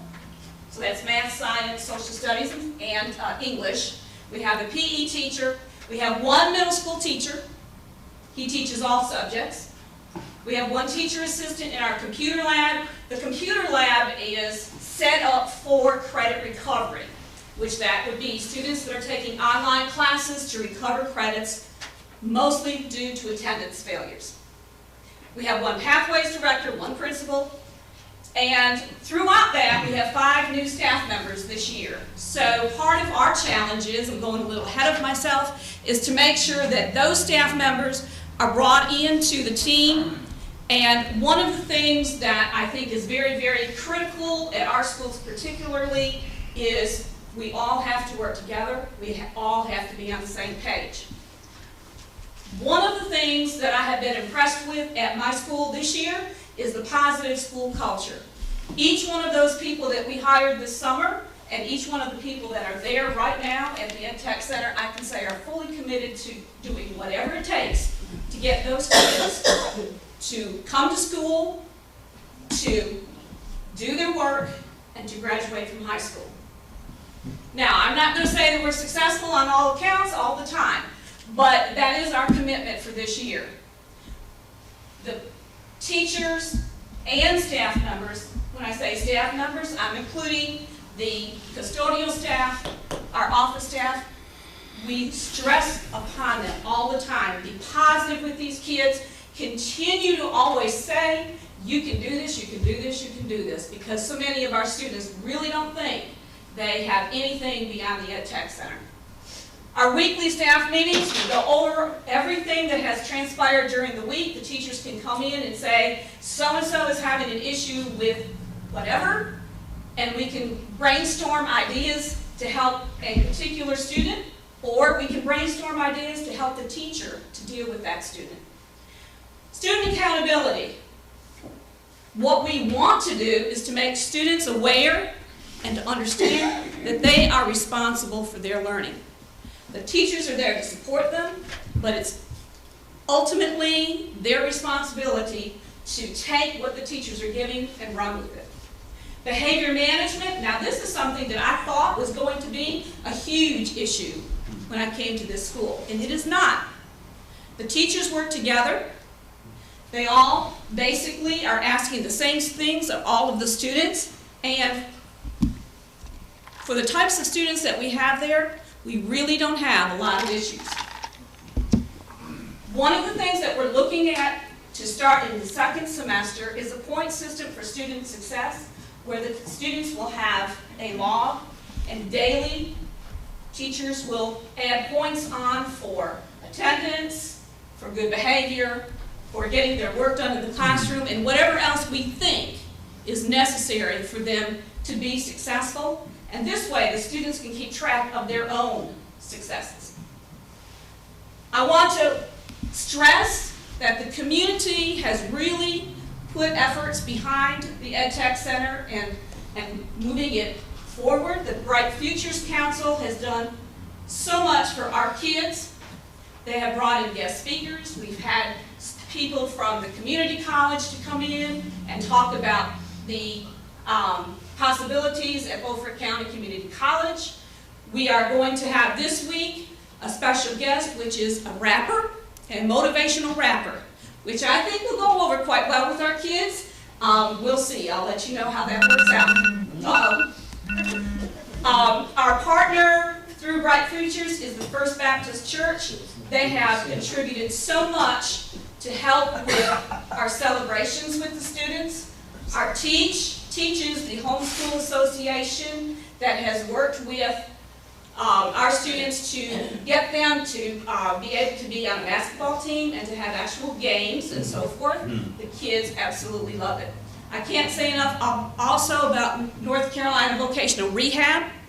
This year they have considered all of our students to be at risk, so they have been able to come in, do some career assessments, and give the students at our school the opportunity to work with people who can really show them how to transition beyond high school. This is just a picture of the First Baptist Church. Last weekend, they prepared chili kits for all of our students, and the ingredients were in the kit. The kids just have to take it home, and they actually gave them hamburger as well. I also want to say thank you to Beaufort County Schools. Technology has brought us in 2 Chromebook carts. It has been wonderful. The technology equipment is a little outdated at the Ed Tech Center, and this has been a godsend. iReady, thank you to Curriculum for bringing that in for our middle school students. It's going to be a great assistance to our middle school teacher. Keep in mind, he teaches 3 grade levels in all subjects. That's 12 preps. Our instructional coaches have been more than willing to come in and work with teachers to show them what kinds of things they can do to motivate the students. Our transition coordinator was the one that got together with vocational rehab and did the career assessment. She's doing a follow-up with each one of the students individually. Thank you to maintenance. They've done a wonderful job trying to get our gym back in order. And Michelle Oros with her grant. I think by the end of this week, we'll be up and running for our first game. Amy Bennett and Danny Newton and I were able to go to the Alternative School Conference about 2 weeks ago. We got so much good information from there that we're going to implement at school. It was wonderful. And it was cheap, $75 a person. We've got a student doing iReady. Can't really see it. Those are the kids using new Chromebooks. Challenges. Our challenges are basically the same as everybody else's. Limited resources. Thank you for everything that all of you do in this room, but we wish we had more. Particularly personnel. The teachers are stressed. They each one have to do at least 4 preps a day, and it is difficult. Many of them teach combined classes like English 3 and 4 in the same room. Attendance for students is a challenge for us. It continues to be a challenge. We chip away at it, and hopefully we'll reach our goal by the end of the year. Parental involvement, we just wish we could get them to come to the school. I've had great positive parental support when I call them on the phone, but they do not come out to the school only when I ask, and I wish that we could get them there more often. And I don't know how to turn this on, but this is a little video kind of thing. At the end of this, the kids just wanted to say thank you, and thank you to the board, and thank you to everybody from Central Services. My name is Tasha Smith, and I am a 10th grader, and I would like to say thank you for all that you do for us at EdTech. Gomez, here at EdTech, and I just want to say thank you for the. Hi, my name is Alicia. I'm an 11th grader here at EdTech, and I'd like to say thank you for the Chromebooks. Thank you. Thank you. Thank you. Thank you. Thank you. Hi, Danny Newton. I'm a middle school teacher here at EdTech. And I'm Annie Bennett. I teach PE here at EdTech. And on behalf of the staff and the faculty of the EdTech Center, We would like to say thank you for all your support. thank you. And thank you, we really do feel supported. Thank you very much. Any questions? It's not. Thank you very much. Last but not least.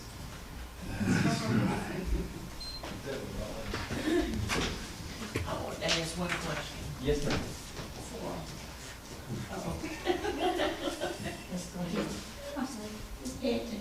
The Hispanic with English and all of that. We only have one student that's an ELI student. Good evening. I know y'all are probably glad to see me because that means it's the end. Or the end is near anyway. Of course, I'm Charles Clark. I'm the principal at Northside High School. Some people call it the Northside High School. Assistant principal, Miss Jennifer Cornelius. Couldn't do it without her for sure. And our sit chairperson is Miss Beth Hubers. We've had a great year this year, or this past year.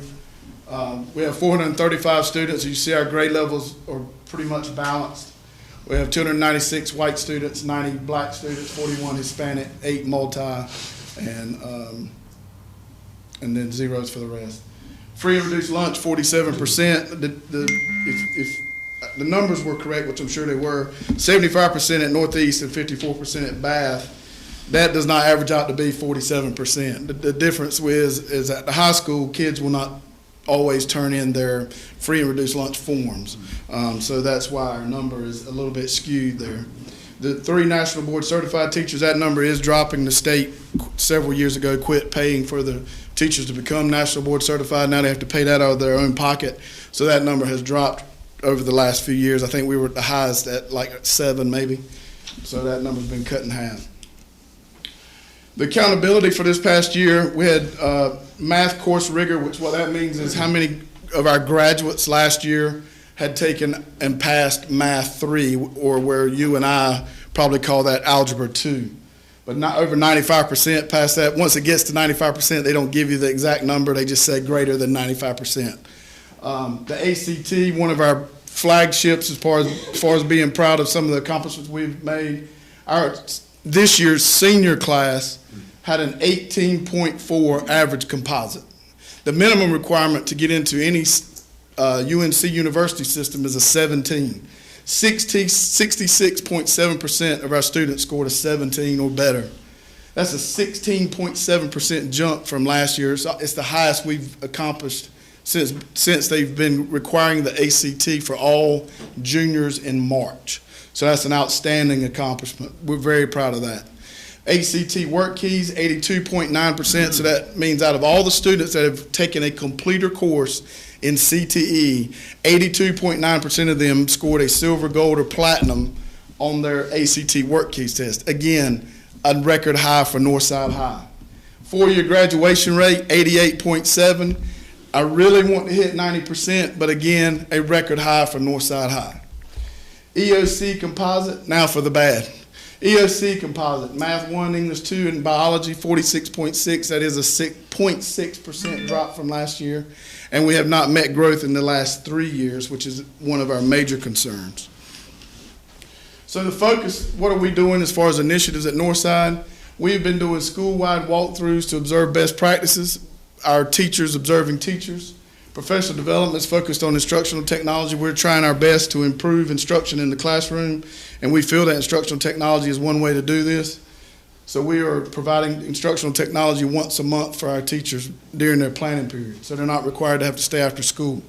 Instructional rounds where colleagues observe each other and provide feedback. This has been one of the most beneficial and one of the most proclaimed by the teachers that they feel is most beneficial for them, is to be able to go into these classrooms, not only see what those teachers are doing, but also the feedback that they receive from the visiting teachers.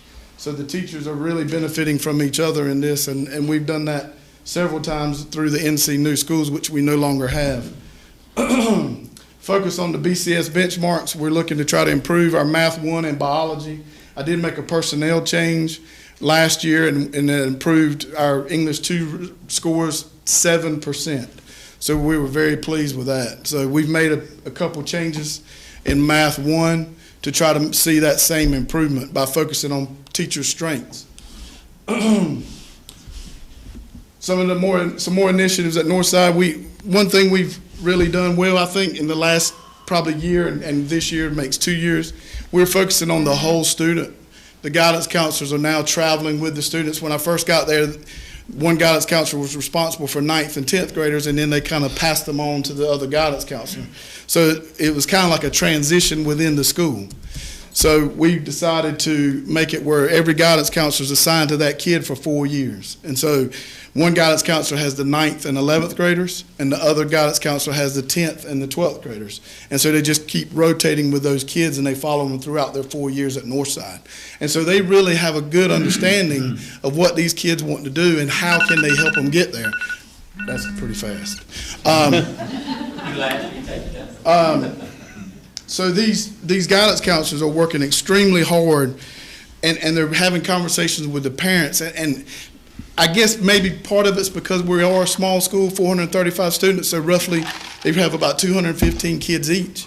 But that's still a lot of kids and a lot of parents. And so they're taking the time to sit down with these parents and plot out their 4 years, so to speak. And they're helping them not only figure out what they want to do, but how to get there. And it's okay. As I say, we write it in pencil because kids are going to change their minds. So we erase it and we put something else. So that's the great thing about these conversations that are taking place. And the counselors are going into the classrooms. They've been working with CFNC the last 2 weeks. We had the college application week where you could get free college applications, and we had a tremendous success with that. Kids are just applying to colleges all over the United States, not just in North Carolina. So they're benefiting from that as well. We also bi-monthly homeroom meetings to prepare for the BCS grad program and meeting our students' basic needs, like I said before. Challenges. Student recruitment, and it's hard for me to say that being a public school product and being a lifer in Beaufort County, but we are having to recruit now. I'm having to compete against not only private schools, home schools, but also virtual public schools, NERSBA, early college. So there's a lot of competition out there, and so we're trying to, I guess you would say, advertise all the great things that are going on at Northside, and me personally feel like there are a lot of great things going on at Northside. So that we're working diligently to prepare to encourage students to attend Northside with all the opportunities that we have to offer, but we're still losing 15 to 25% of our ninth graders every year. Most of those are going to either to the early college or NERSBA, but we do lose a few to other places, but that's where the majority of them go. This coming year, I got the numbers from Bath and Northeast. We have 127, I believe it is, 120, might be 137 that are coming. So you roughly figure if we're going to lose 20% of those, that's a significant amount. That's a teacher. I mean, really, when you look at it that way.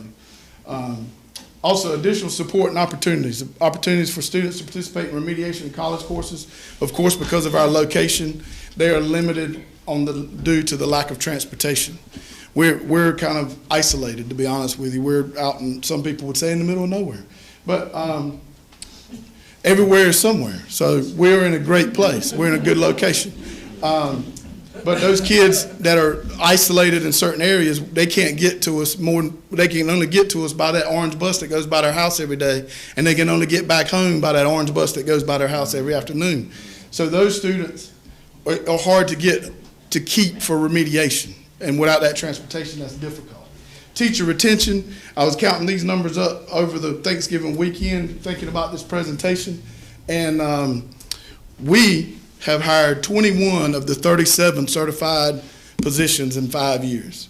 Now that you could say that's a lot of turnover, Mr. Clark. Maybe it's a concern with you and not other issues, but that could be it.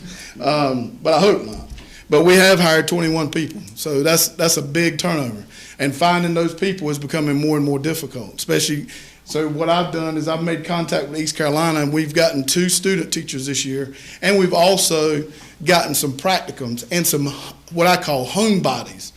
We got 2 students that are doing their practicums at Northside that graduated from Northside. So they want to come back and be a part of Northside High School.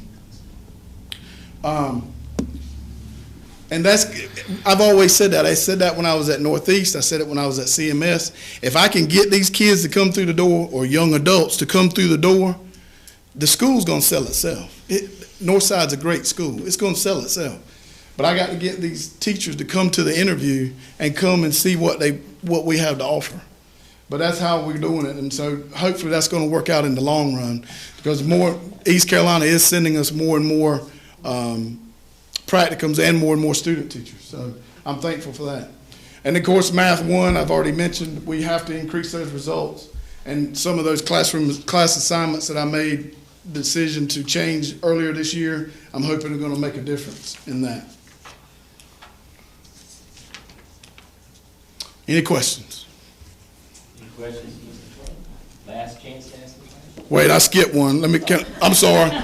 I'm sorry. Taking up y'all's time. I thought I went the wrong way.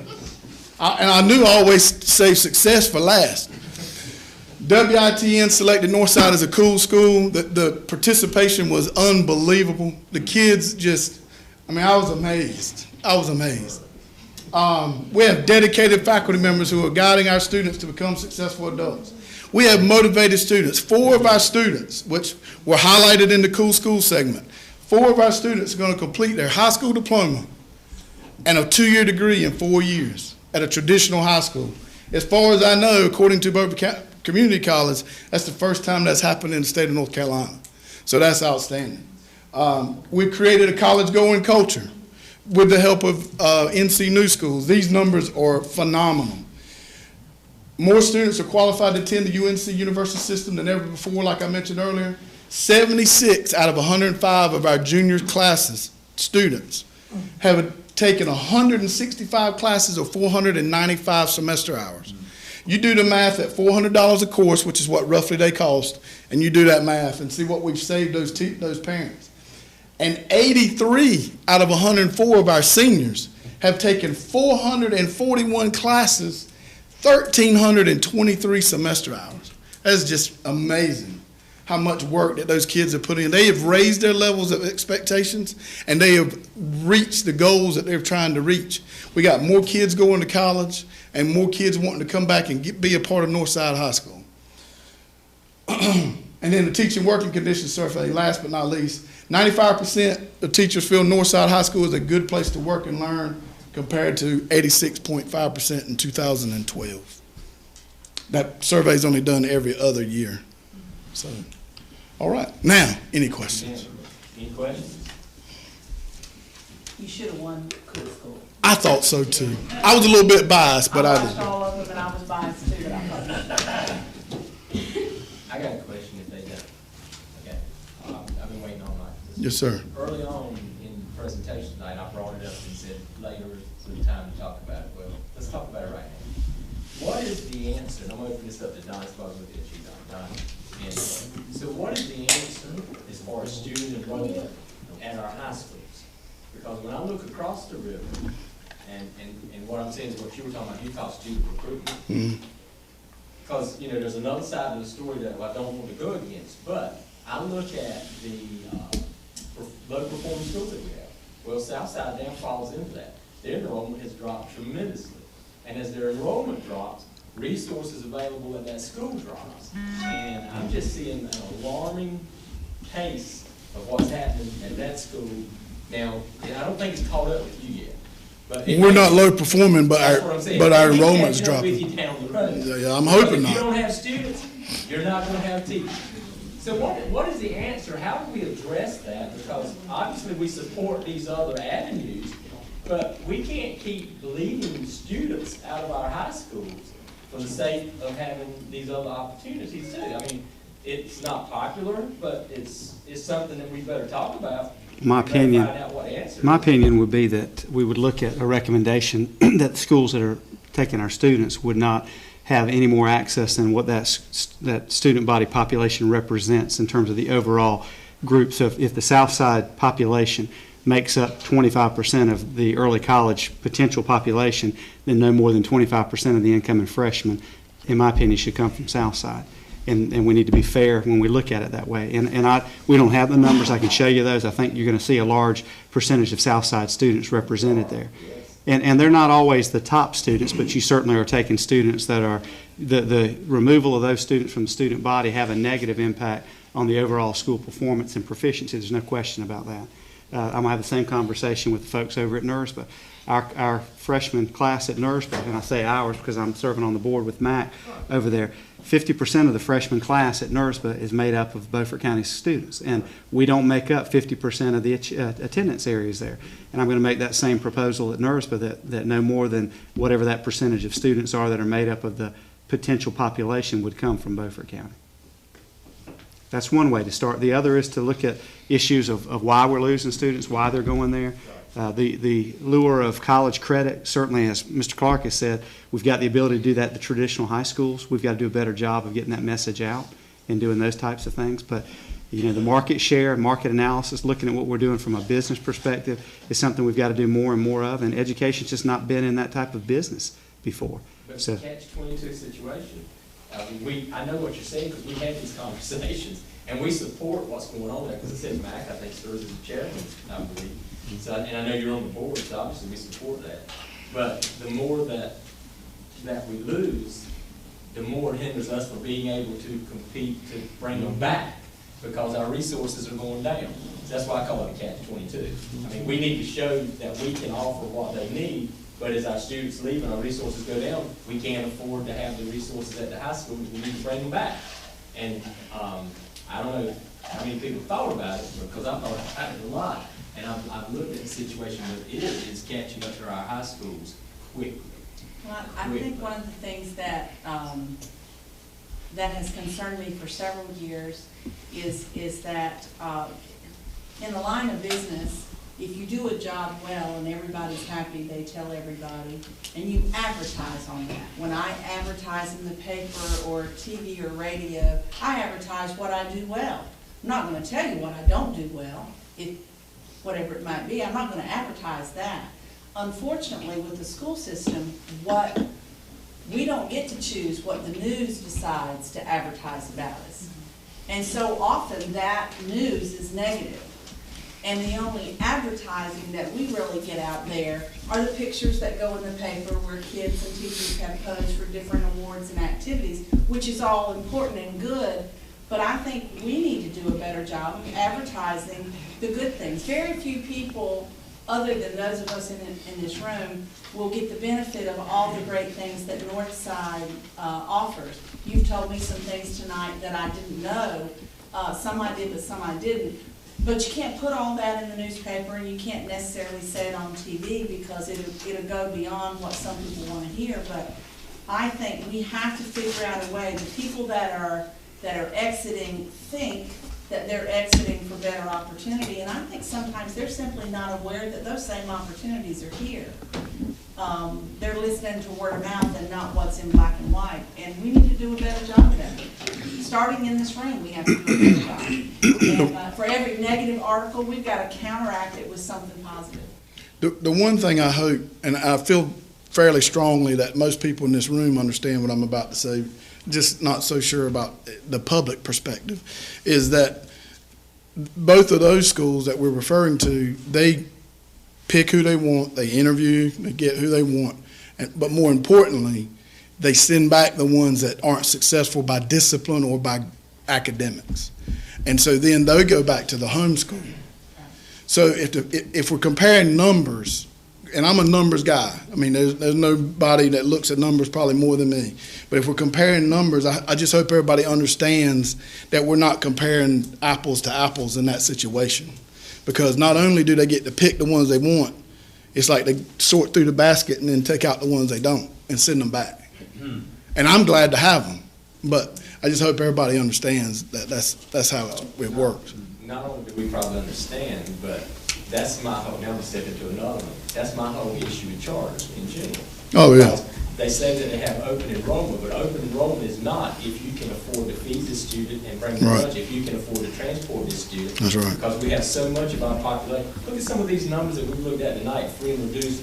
Look, you can check out the poverty level numbers in our area. Right. There are so many students that cannot meet those requirements. Oh, yeah. So therefore, they are not in that, let's call it, open enrollment number that they preach about. Mm-hmm. So what you have is, right, you have what some would call, and I don't want to classify students this way, but what they may consider top students end up in those schools. So therefore, you're now trying to compete on a testing level with a school that's not playing fair. Right. And that brings up something I could talk to you about.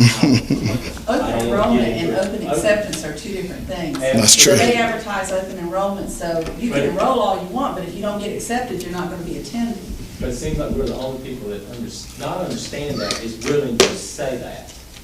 And the people that have the opportunity to make the decision don't want to talk about that. And it's very frustrating, and I see it getting worse all the time, and I do not like being compared apples to oranges and then people holding themselves up to some high authority because they're doing so great according to their standards, which I know is just bunk anyway, whatever.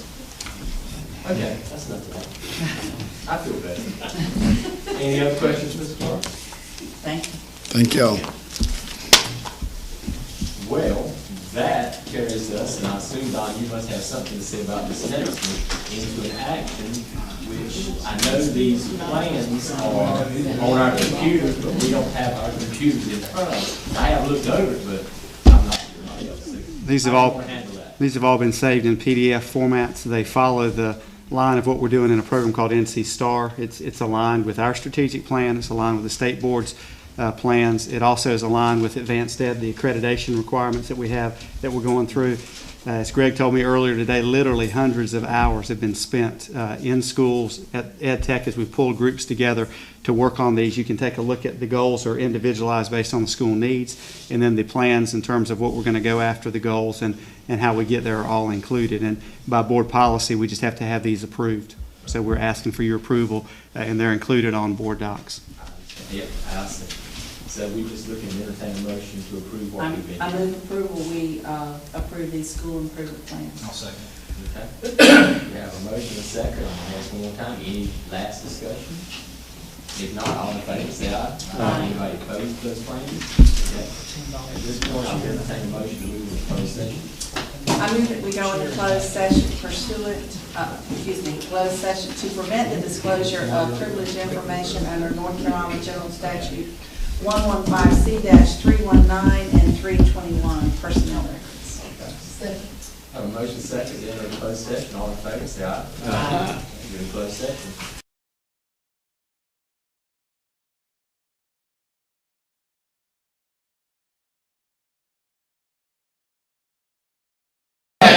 First order of business is to approve the personnel agenda that we just went over. Second.